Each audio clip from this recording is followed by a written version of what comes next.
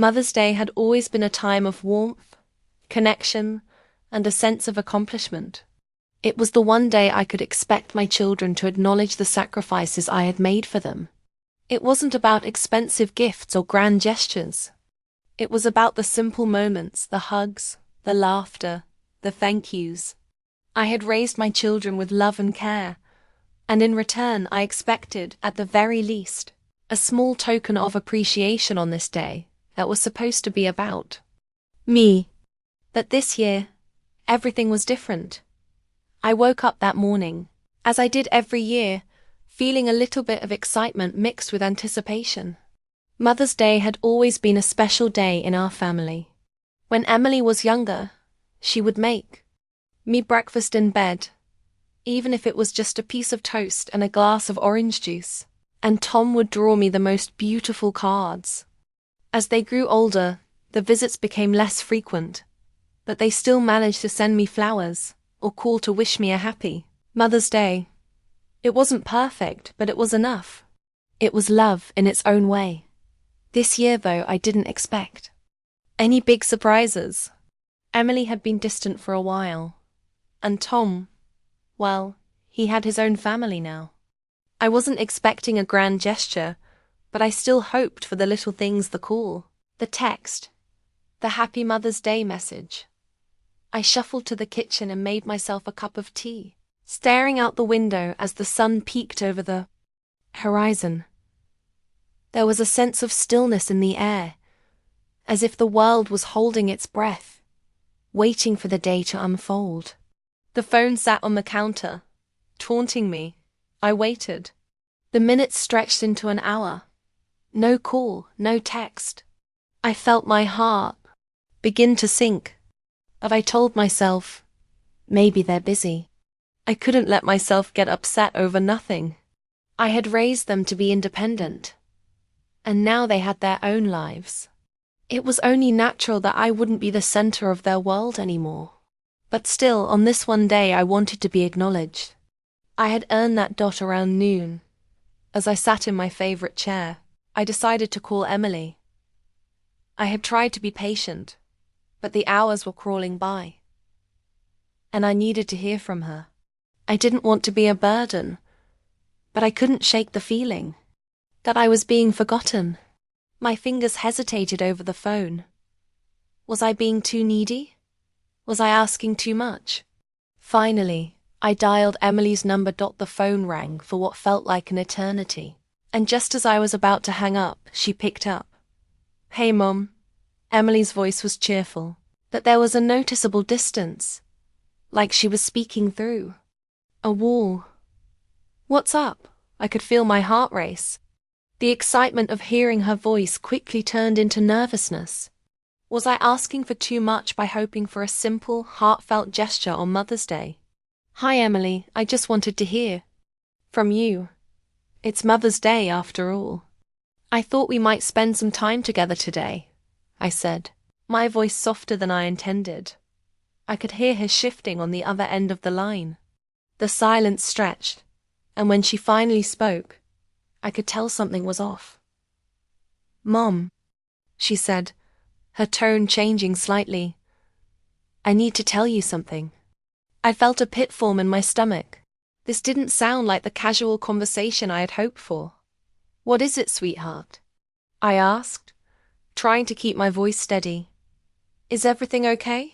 "Yeah, everything's fine," she replied, though. There was a sharpness in her voice that immediately made my chest tighten. "But, we're spending the day with friends today. So, I didn't invite you to join us." The words hit me like a slap. I felt as if the air had been knocked out of my lungs. I struggled to process what she had just said. My mind raced, and I had to steady myself before I could respond. "Wait. What? You're not inviting me?" I asked, my voice trembling. "It's Mother's Day, Emily. I thought we would spend the day together. We've always done something together." She sighed on the other end, almost impatiently. "Mom, you're being dramatic. It's just a day.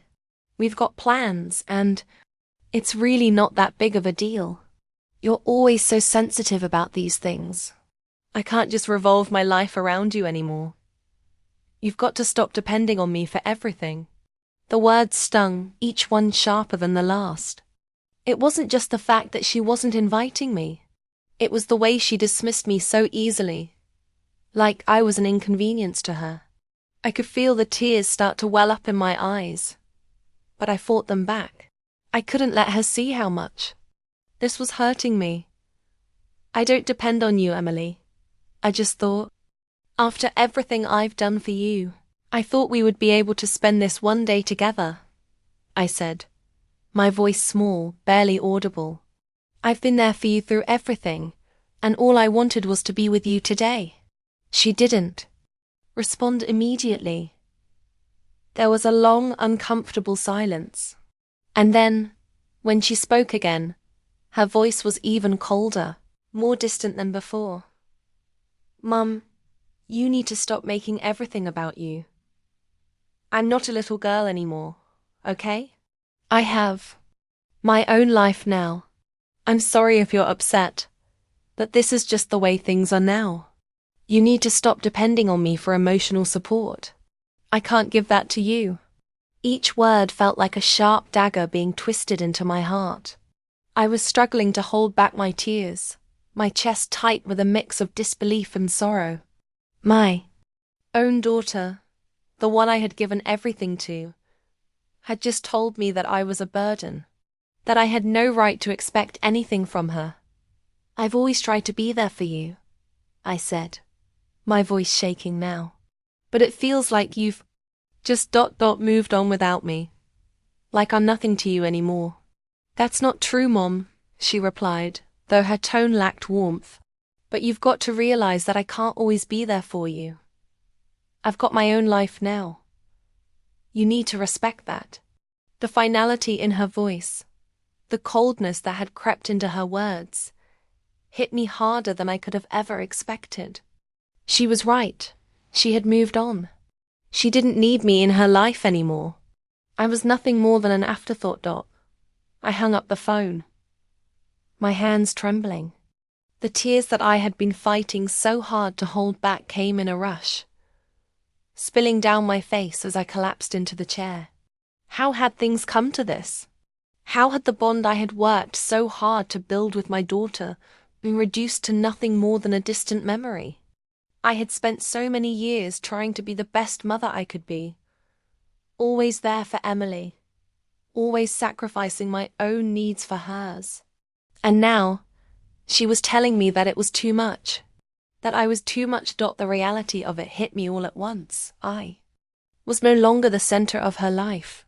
I had been replaced, forgotten, and in that moment, I realized how utterly alone I felt. I sat there for hours, feeling the weight of her words pressing down on me. Mother's Day, the day that was supposed to celebrate everything I had given to her, had become the day I finally understood that I was no longer needed. The thought lingered in my mind, an unsettling truth that I couldn't escape. And for the first time in years, I felt lost. The rest of the day was a blur. I tried to distract myself by doing little things around the house, but nothing felt right. The familiar motions of cleaning, tidying, and organizing all felt hollow, empty. I wasn't focused on what I was doing. I couldn't stop thinking about Emily's words. "You're too sensitive," she had said. "Stop depending on me." I could still hear the sharpness in her voice, the coldness that seemed to hang in the air, even after the call had ended. I'd always tried to be a good mother. I had always tried to be supportive, even when it wasn't easy. I had gone without for years to make sure that Emily had what she needed, whether it was financially, emotionally, or physically. I had spent hours making sure she was okay. Always. Putting her needs above my own. Always being there when she needed me. But now, it seemed as if all that didn't matter. In Emily's eyes, I had become a burden. A nag. Someone who was too much. I could feel the sting of those words deep in my chest, the weight of them pressing against my heart. How had we gone from being close, from sharing our lives with each Other to this? A distance I couldn't quite understand. The silence in my home was suffocating. I could hear the ticking of the clock on the wall and the quiet hum of the refrigerator. But everything felt so loud the space around me seemed to close in, and I felt so alone, as if I had been erased from Emily's life. How did a mother go from being an integral part of her child's world to feeling like a ghost? It was a painful question I didn't have an answer to. I spent the next few hours replaying the conversation in my mind, trying to find some explanation for Emily's behavior. Was it something I had done? Had I been too overbearing? Maybe she was just going through a phase, I tried to convince myself. Maybe it wasn't as bad as it seemed. But then, a realization hit me with such force that I almost dropped the cup I was holding. I had been enabling this behavior for years. I had spent so much of my life trying to please Emily, trying to make her feel loved and supported, that I had lost sight of what I needed. I had been afraid to set boundaries, afraid to let her experience the consequences of her own actions, because I was afraid of losing her, afraid of being alone. The truth was hard to swallow. Emily wasn't a child anymore. She had grown up, built a life of her own, and in doing so, she had created a distance between us. And while that was natural, people grow up, they move on, it didn't mean that I had to accept being invisible in her life. It didn't mean that I had to allow myself to be taken for granted. I had been so focused on her needs, so determined to ensure that she had everything she wanted, that I had neglected myself. I had neglected my own needs, my own worth. I had become someone who existed solely to serve her, to make her life easier, to provide for her in every way possible. In doing so, I had lost sight of who I was outside of being her mother. I had become just her mother, a role I cherished, yes, but one that had consumed me completely. The more I thought about it, the more I realized that this wasn't just about Mother's Day. It was about a pattern that had been established over years. It was about the fact that Emily had come to expect my unconditional support, without any acknowledgement of my own needs or desires. It was about the years of emotional labor I had put into our relationship without ever receiving much in return. I had given her everything, my time, my energy, my resources, and now, it seemed, it wasn't enough. I knew then that I had to make a change. I couldn't keep living in the shadow of my daughter's indifference. I couldn't continue sacrificing myself for someone who didn't appreciate it, someone who felt entitled to my presence only when it was convenient for her. I had to stop enabling her behavior. I had to set a boundary that I should have set long ago. It was time for me to stop being her emotional crutch, to stop letting her use me as a safety net, without ever showing me the respect and consideration I deserved in return. I couldn't keep bending over backward for someone who didn't even see me as a person anymore. I was more than just her mother. I was an individual with feelings, with needs, with desires. And I was done being invisible. But that realization, though liberating, was also terrifying. Letting go of my role as the ever-present, always supportive mother felt like a betrayal in itself. How could I cut myself off from the one person I had devoted my life to? How could I draw a line in the sand and say, I deserve more? Would she understand? Would she be angry? Would she even care? The fear of that rejection weighed heavily on me, but the thought of continuing to give, without receiving anything in return, was more painful. I had lived my entire life for Emily, and now I had to live for myself. I had to regain my own sense of self-worth. I sat down at the kitchen table and stared at the empty space around me. It was quiet, so quiet that it almost felt like the stillness was mocking me. I had raised Emily with love, with care, with the best intentions. But somehow, somewhere along the way, I had lost myself. And now, it was time to find her again. I knew the first step was going to be difficult. It was going to require me to make a decision, a choice that would alter the course of my relationship with Emily forever. But as I sat there, I realized that I could no longer be the person I had always been, the person who put her own needs aside for the sake of everyone else. I had to stop being a martyr, stop giving without ever receiving. It was time to take back control of my life. I took a deep breath and grabbed my phone. I had to do something that I had never done before. Stand up for myself, set a boundary, and let Emily understand that she couldn't continue treating me this way. It wasn't about punishment, it was about self-respect. I wasn't going to let her take me for granted anymore. I stared at the screen for a moment, my fingers hovering over the keys. Then, with a sense of calm determination, I typed the message I knew I had to send. Emily, I've been thinking about our conversation today, and I need to be honest with you. I've always tried to put you first, but it's clear that I've been neglecting myself in the process. I can't keep allowing myself to be treated this way.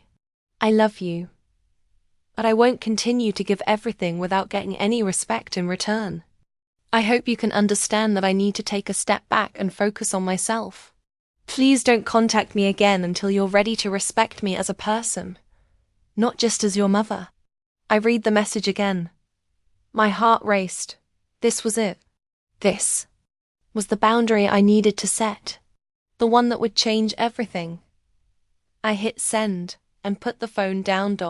And for the first time in a long time, I felt a sense of relief. It was a difficult decision, but it was the right one. I had stopped being afraid of losing Emily, because in that moment, I realized I had already lost myself, and I wasn't going to let that continue. I had to move forward on my terms. The days that followed felt surreal. I had sent the message, taken that first step toward reclaiming my life, and now I was left to face the consequences. I wasn't sure what would happen next. Would Emily call? Would she be furious? Would she finally understand the hurt I had been carrying for so long? The silence was overwhelming. I spent my days trying to fill the space that had once been filled with the constant noise of trying to make things right, to please, to nurture. I had always been so wrapped up in Emily's needs that I had forgotten how to focus on my own. Now, with the decision made, I had to learn how to live with it. And while I knew it was the right thing to do, I couldn't deny the nagging feeling of fear in my chest. Would she hate me for this? Was this the end of our relationship? Had I made a mistake by drawing a line in the sand? The first few days after sending the message were marked by a quiet that settled into every corner of my home. I had made my peace with the decision, but that didn't make it any easier. Every time my phone rang, my heart would race. Was it Emily? Was it someone calling to tell me she was upset, angry, or worse, that she didn't want to have anything to do with me? But the calls never came. I found myself constantly checking my phone, my pulse quickening every time I heard the familiar ping of a message, only to be disappointed when it wasn't from her. There were days when I felt like I had done the right thing, when I took comfort in the thought that I was standing up for myself. And then there were days when the weight of what I had done hit me, and I questioned everything. I had told Emily that I needed her to respect me as a person, not just as her mother. But would she ever respect me again? Would she ever see me as anything other than the person who had raised her, given everything for her, and now stood in defiance of her wishes? One night, as I sat alone in my living room, watching a show on TV but unable to focus, I heard the sound of a car pulling into the driveway. I froze. My heart skipped a beat, and for the first time since sending the message, I thought maybe, just maybe, Emily was coming to talk to me, to understand. I stood up, heart pounding in my chest, and walked to the door. I didn't know what I was expecting, but I wasn't prepared for what I saw when I opened it. Standing there on my doorstep was Emily. Her face was tense, her eyes red, And there was a moment of silence as we both stood there, staring at each other, unsure of what to say. "Mum," she said softly, her voice tinged with something I hadn't heard before: regret. "I've been thinking about what you said, and I don't know what to do. I was angry at you. I'm still angry. But I miss you." I didn't want it to come to this. I looked at her, trying to read her face, trying to gauge whether this was real, whether it was too late. I hadn't expected her to come at all, and yet here she was, standing in front of me, vulnerable in a way I hadn't seen in years. "You miss me?"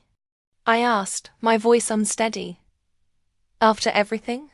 After pushing me away for so long? After telling me I was too much for you?"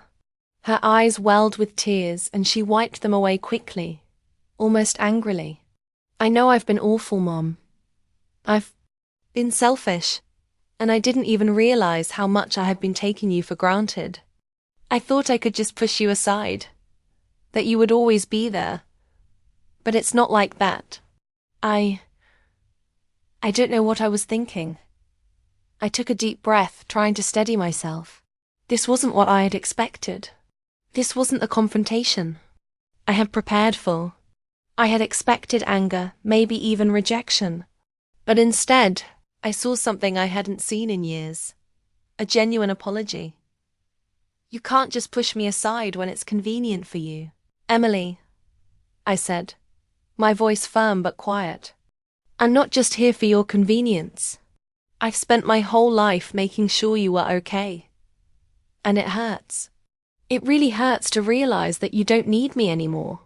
She stepped forward, her voice softening. "I know, and I'm sorry. I've been so caught up in my own life that I didn't stop to think about how you were feeling. I just assumed you'd always be there. But I was wrong." There was a long pause, and for a moment, neither of us spoke. The silence between us was thick with everything that had been left unsaid. I felt the walls around my heart begin to crack. But I knew that this moment wasn't enough to erase all the pain, all the years of neglect, of unspoken resentment. It wasn't going to be fixed in one conversation. "I don't know if I can forgive you right away," I said, my voice steady.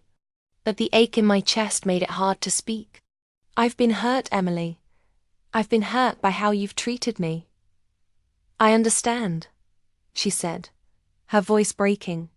"I've hurt you, and I know I can't undo that. But I want to try to make it right. I want to rebuild our relationship. If you'll let me." I looked at her, really looked at her for the first time in a long time. I saw the woman she had become, the strong, independent person I had raised, but also someone who had lost sight of what mattered. She was standing there, offering me the opportunity to heal, but I knew that it couldn't just be about her coming to me with apologies. It had to be about both of us. It had to be about both of us learning to respect each other, to truly see one another as individuals, not just as roles in each other's lives. I stepped back and opened the door wider, motioning for her to come in. "We have a lot to talk about," I said, my voice softer now. "But I'm willing to listen." She stepped inside, and as we sat down together, I realized that this was the beginning of something new. It wasn't a magical fix, and it wouldn't be easy. But it was a start. A real start. Over the next few weeks, we spent time together slowly, cautiously rebuilding the trust that had been broken between us. It wasn't always smooth. There were moments of tension, moments when the old wounds flared up. But each time, we worked through it. Emily showed me, little by little, that she was ready to be the daughter I needed her to be. And I had to show her, in return, that I could be the mother she needed. Not just the one who had been there to meet her needs, but the one who could stand firm, set boundaries, and love her from a place of respect. The hardest part was learning to love her without giving away pieces of myself. The hardest part was understanding that I wasn't just her mother. I was a person too. I deserved respect. And I deserved love. Just as much as I had always given to her. And so, we began again. This time with boundaries. This time with understanding. And maybe, just maybe, it would be the foundation of a stronger relationship. As Emily left that evening, I felt a sense of calm that had eluded me for months. It wasn't perfect, but it was real. And sometimes that's all we need. The next Mother's Day, I didn't wait for Emily to call. I didn't wait for the text or the flowers. Instead, I took myself out for lunch, bought myself a small bouquet of flowers, and spent the day reflecting on how far I had come. And as I sat there, alone but content, I realized that no matter what happened with Emily, I had finally found peace with myself. It wasn't about what my children gave me. It was about what I had given to myself, the freedom to live for me.